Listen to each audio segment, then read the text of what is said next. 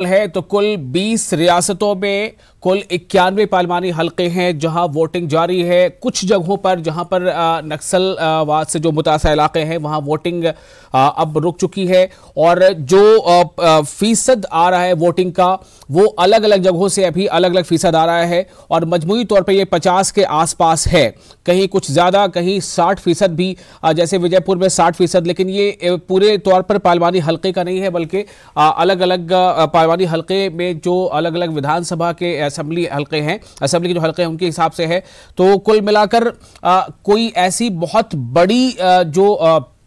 अनहोनी या कुछ ऐसे वाकयात भी रूनुमा नहीं हुए हैं। एक खबर बड़ी आई थी यहाँ से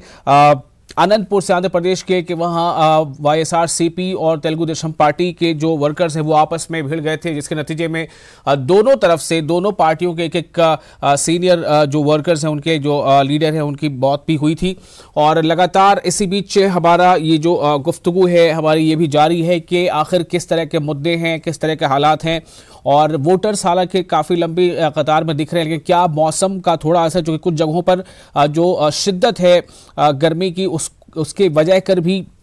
कहीं कहीं पर वोटर्स कम नजर आ रहे थे। इससे पहले हमारे साथी जिलानी हमारे पैनल के साथ गुफ्तगू कर रहे थे और मुद्दा चल रहा था किसानों को लेकर के, किसान के मुद्दे को लेकर के।